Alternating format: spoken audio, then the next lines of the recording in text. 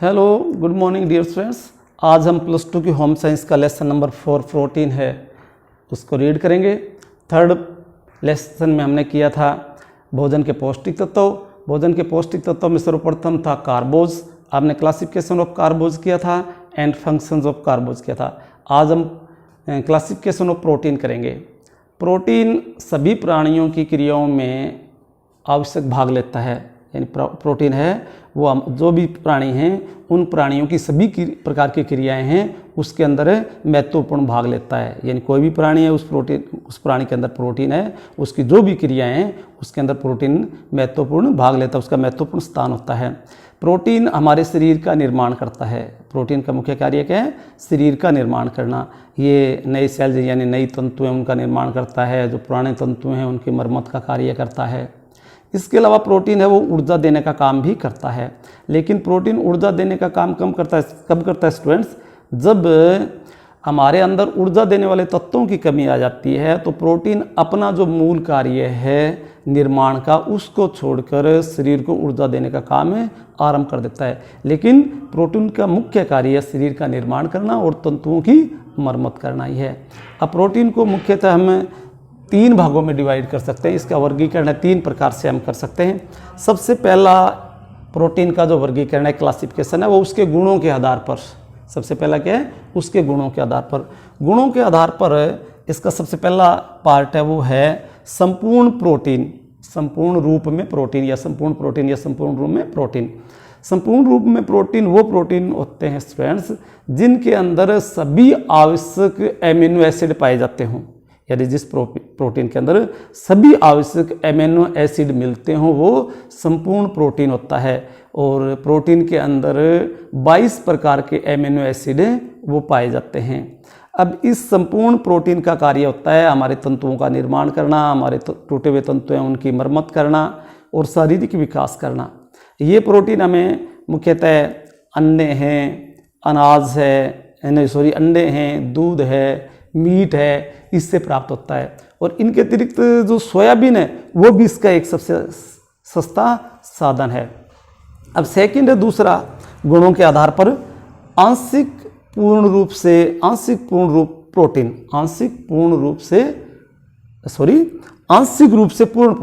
Second है आंशिक रूप से पूर्ण प्रोटीन, यानी वो प्रोटीन होते हैं लेकिन आंशिक रूप से पूर्ण होते हैं। आंशिक रूप से पूर्ण का मतलब क्या हो स्टूडेंट्स?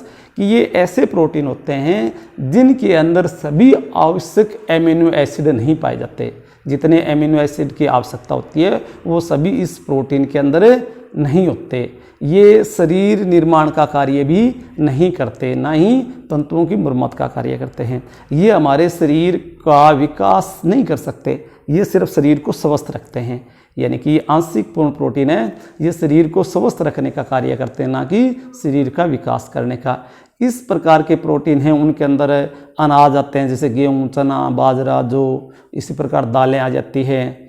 और ये इसके अंदर एक और होता है, इसमें अमल है वो सभी प्रकार के नहीं होते। ठीक है। थर्ड है इसका अपूर्ण प्रोटीन, जैसे कि नाम से स्पष्ट है अपूर्ण प्रोटीन। ये वो प्रोटीन होते हैं जिसमें एमिनो एसिड नहीं पाया जाता। यानी इस प्रकार के प्रोटीन में, यानी अपूर्ण प्रोटीन में कोई भी एमिनो एसिड है वो नहीं पाया जाता। ना ही ये तंतुओं का निर्माण करते हैं और ना ही इनका स्वास्थ्य में ज़्यादा योगदान होता है, ना ही इनका मरम्मत का कोई कार्य होता है। जैसे मक्की का प्रोटीन जीन है, इसका एक एग्जाम्पल है। जैसे मक्की के अंदर प्रोटीन होता है जीन, वो इसका एक एग्जाम्पल है। तो ये फर्स्ट था क्लासिफिकेशन ऑफ प्रोटीन का पहला भाग। गुणों के आधार पर इसको हम क्लासीफाई कर सकते हैं। गुणों के आधार पर पहला है संपूर्ण प्रोटीन जिसके अंदर सभी प्रकार के अमीनो एसिड पाए जाते हैं। दूसरा आंशिक रूप से पूर्ण प्रोटीन जिसके अंदर सभी प्रकार के अमीनो एसिड नहीं पाए जाते, कुछ प्रकार के पाए जाते हैं। थर्ड अपूर्ण प्रोटीन जिसके अंदर कोई भी अमीनो एसिड नहीं पाया जाता।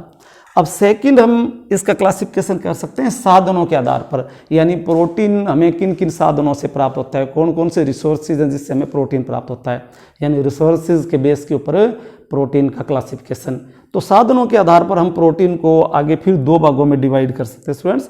साधनों के आधार पर हमें 2 प्रकार से प्रोटीन मिलता है। एक तो होता है वनस्पति जन्य प्रोटीन, एक तो होता है वनस्पति जन्य प्रोटीन, यानी वनस्पति से प्राप्त होने वाला प्रोटीन। अब वनस्पति से प्राप्त होने वाला प्रोटीन है, ये द्वितीय और तृतीय श्रेणी का प्रोटीन होता है स्टूडेंट्स। ये कम महत्वपूर्ण होता है, ज़्यादा महत्वपूर्ण नहीं होता।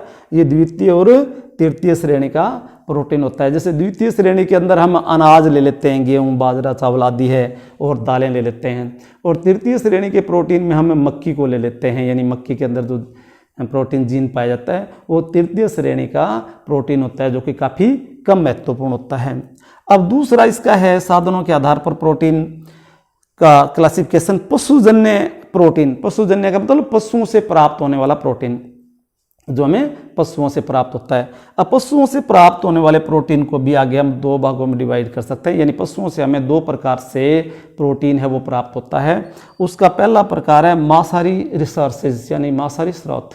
मांसाहारी रिसोर्सेज यानी प्रोटीन के मांसाहारी रिसोर्सेज, यानी मांसाहारी स्रोत।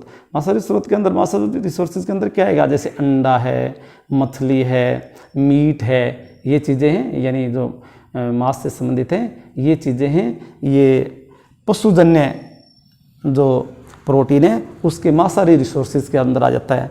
आज स्टूडेंट्स ये भी बता देता हूँ कि जो पशुजन्य प्रोटीन है वो फर्स्ट ग्रेड का, यानी प्रथम श्रेणी का प्रोटीन होता है, अत्यधिक महत्वपूर्ण होता है, और वो प्रथम श्रेणी का प्रोटीन होता है। जबकि वनस्पति जन्य वो द्वितीय और तृतीय श्रेणी का होता है।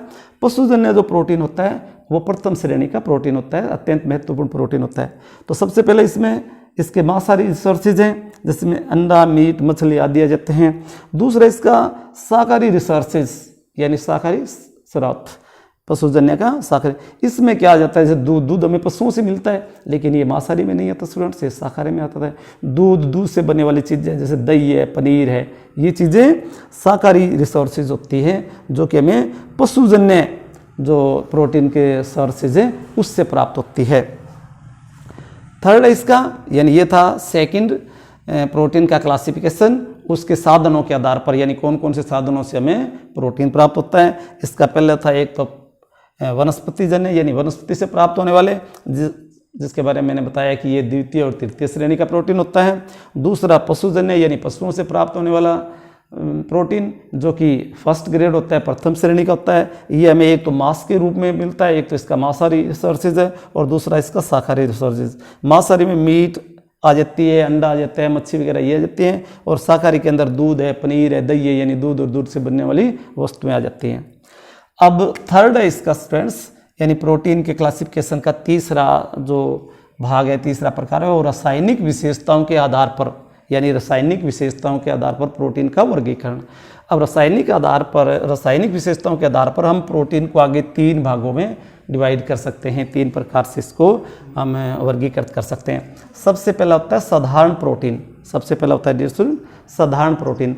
अब साधारण प्रोटीन क्या होता है, साधारण प्रोटीन में सिर्फ एमिनो एसिड ही पाया जाता है। साधारण प्रोटीन कौन सा होता है, साधारण प्रोटीन वो होता है जिसमें केवल एमिनो एसिड होते हैं, एमिनो एसिड के अलावा उसमें और कोई भी पदार्थ नहीं होता। एग्जाम्पल के तौर पर जैसे साधारण प्रोटीन के अंदर है अंडे की एल्ब्यूमिन है, अंडे की एल्ब्यूमिन है वो है। इसी प्रकार हीमोग्लोबिन की ग्लोबुलिन है, हीमोग्लोबिन है उसकी ग्लोबुलिन है। ये साधारण प्रकार के प्रोटीन होते हैं जिसके अंदर केवल एमिनो एसिड मिलते हैं और कोई पदार्थ नहीं मिलता। सेकंड इसका है स्टूडेंट्स मिश्रित प्रोटीन।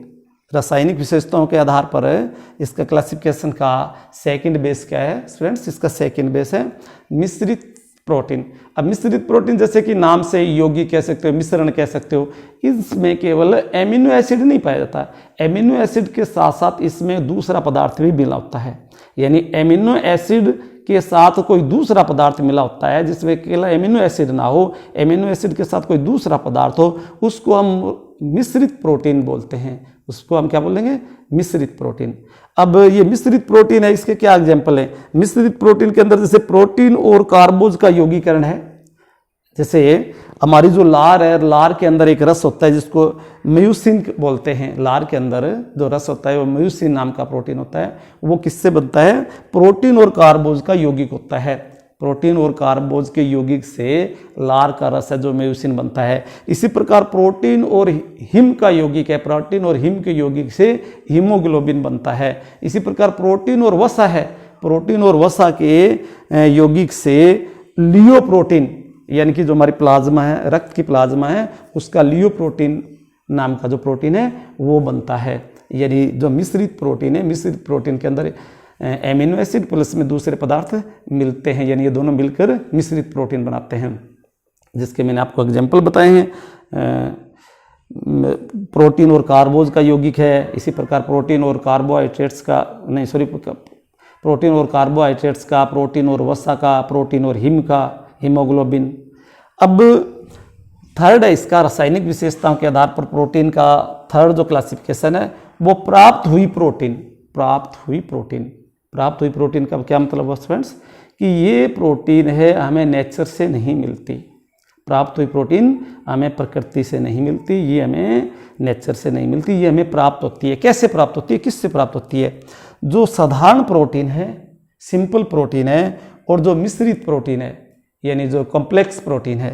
सिंपल और कॉम्प्लेक्स प्रोटीन है ये, इनके ऊपर जो एंजाइम क्रिया करता है, यानी साधारण और मिश्रित प्रोटीन के ऊपर, सिंपल और कॉम्प्लेक्स प्रोटीन के ऊपर जब एंजाइम है वो क्रिया करता है तो उस क्रिया से ये बनते हैं। साधारण और जो मिश्रित प्रोटीन है इनके ऊपर एंजाइम की क्रिया से ये प्रोटीन हमें प्राप्त होते हैं।